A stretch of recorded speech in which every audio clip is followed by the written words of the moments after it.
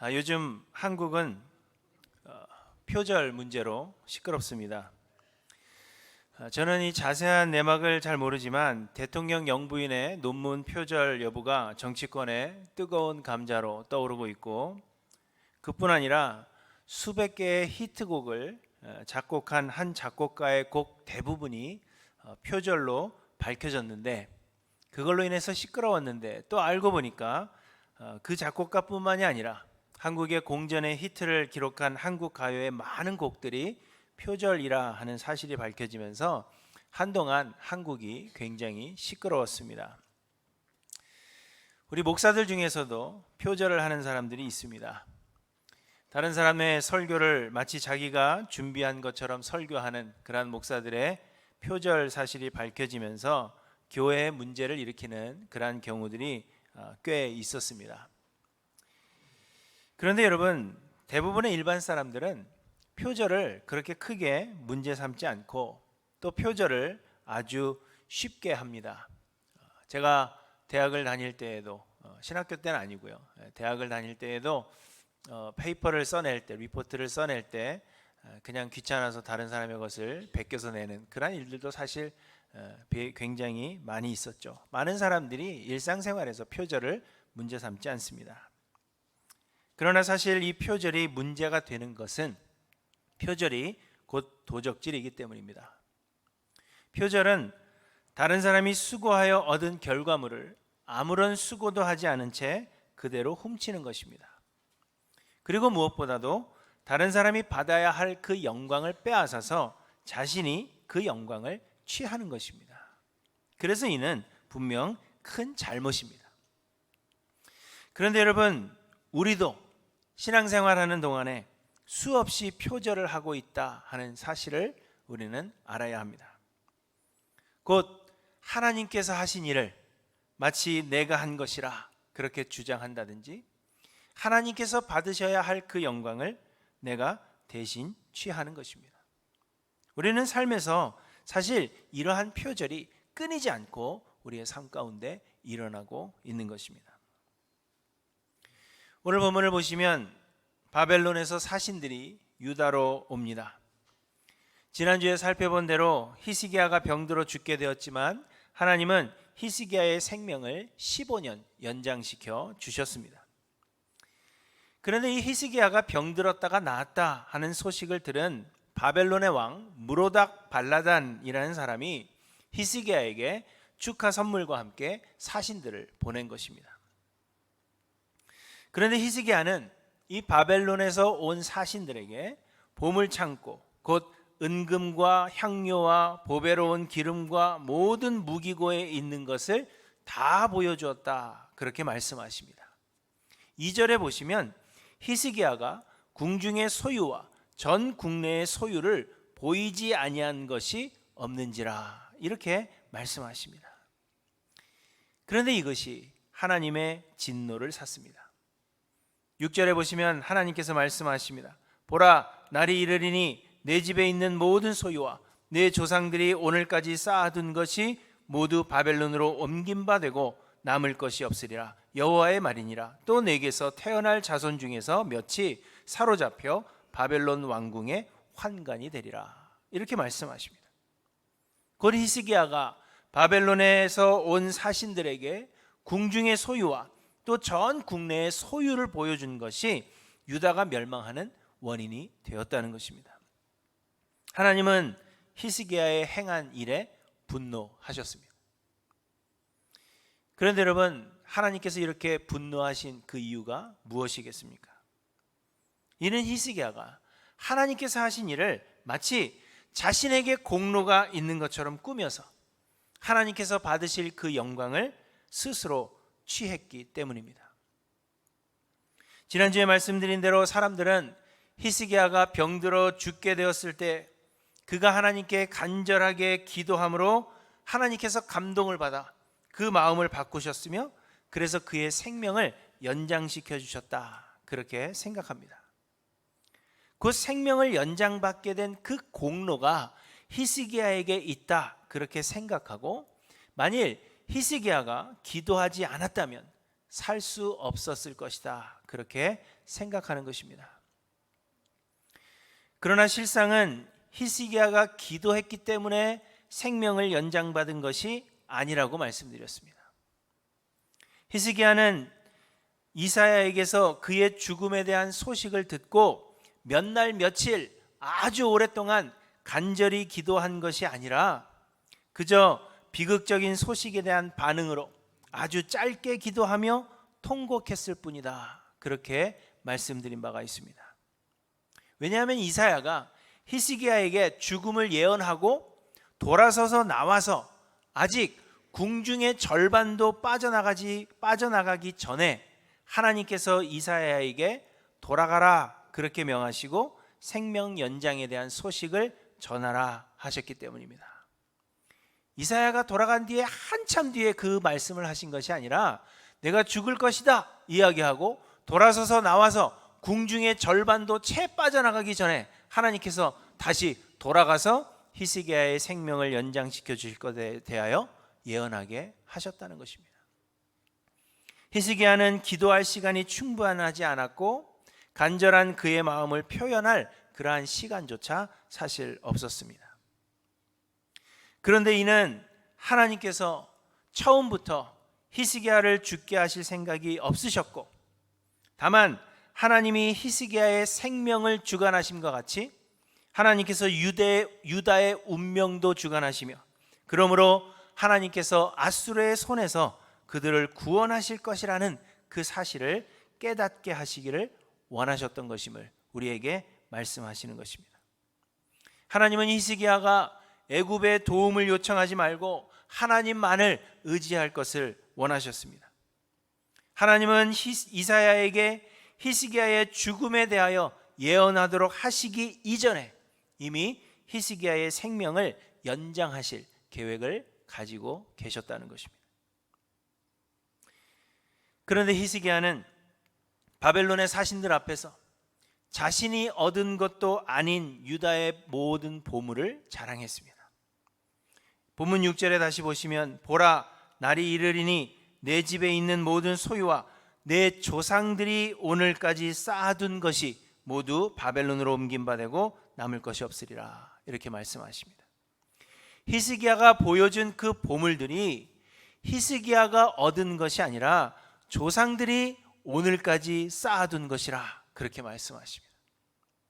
그럼에도 히스기야는 유다 안에 그 모든 보물을 보여주므로 그가 병이 나은 것이 마치 자신이 세운 업적에 대한 보상인 것처럼 자신을 드러내기를 원했던 것입니다. 그리하여 병을 고쳐주신 분은 하나님이시며 이는 전적인 하나님의 은혜임에도 불구하고 하나님이 받으실 그 영광을 스스로 가로챘습니다.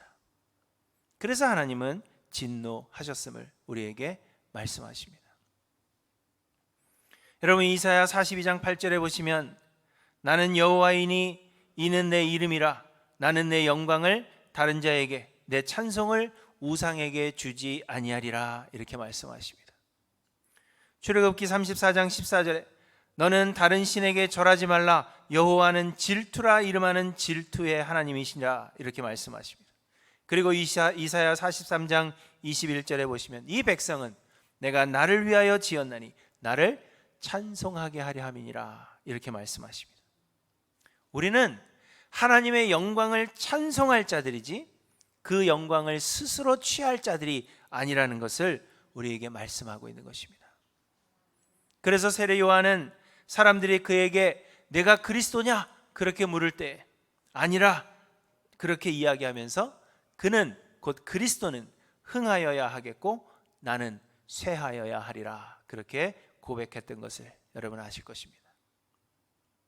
우리가 우리를 자랑하고 내세우는 것은 곧 하나님께서 받으셔야 할 그 영광을 스스로 가로채는 것, 하나님의 영광을 빼앗는 것과 같은 것입니다. 또한 하나님께서 히스기야에게 진노하신 이유는 하나님께서 그의 생명을 연장시키심으로 유다를 아수르의 손에서 구원하실 징조를 보여주셨음에도 불구하고 히스기야가 하나님을 전적으로 의지하지 않았기 때문입니다. 바벨론의 사신들이 히스기야를 찾아온 때, 곧 바벨론의 무로닥 발라단 왕 때에는 아수르에 의해서 세력이 약화되었던 그 바벨론이 다시 강성하여지기 시작한 그러한 때였습니다. 그래서 히스기야가 바벨론 사신들에게 이 유다의 보물들을 보여준 것은 장차 바벨론과 동맹을 맺기 위한 히스기야의 계략이었다 하는 의견이 지배적인 것입니다. 바벨론이 이제 힘을 막 다시 강성해지기 시작하기 때문에 유다에 있는 보물을 보여줌으로 인해서 바벨론과 동맹을 맺을 수 있겠다, 그렇게 생각했다는 것입니다.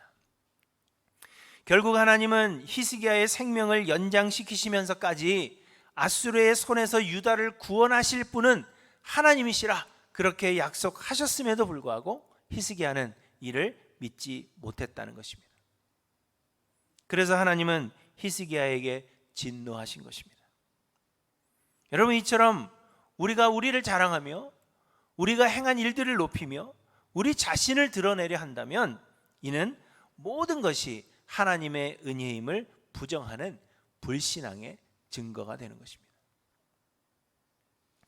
하나님은 우리를 구원하시되 은혜로 우리를 구원하셨습니다. 우리가 구원함을 얻은 것은 우리의 선한 행위에 대한 보상이 아니며 우리의 지식이나 우리의 능력으로 우리가 얻은 것도 아닙니다. 우리는 모두 죄인이요 율법의 행위로 그의 앞에 의롭다 하심을 얻을 육체가 없기 때문에 하나님은 은혜로 우리를 구원하시기로 작정하신 것입니다.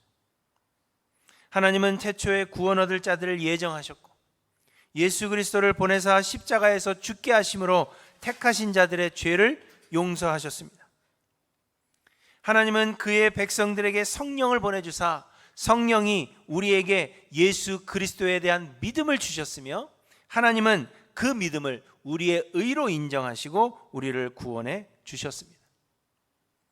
그리고 부활하신 예수 그리스도는 성령으로 우리 안에 거하시며 우리로 성화를 이루게 하사 하늘나라에서 영화를 누리기까지 우리를 보호하고 인도하시는 것입니다. 여러분, 이 모든 것이 하나님의 은혜로 된 것입니다. 우리는 우리의 구원에 있어서 또한 구원 이후의 그 삶에 대해서도 아무런 공로가 없으며 모든 것을 하나님께서 하시는 것입니다.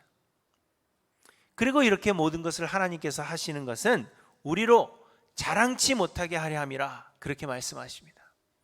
에베소서 2장 8절에 보시면 너희는 그 은혜에 의하여 믿음으로 말미암아 구원을 받았나니 이것은 너희에게서 난 것이 아니요 하나님의 선물이라. 행위에서 난 것이 아니니 이는 누구든지 자랑하지 못하게 함이라 이렇게 말씀하십니다.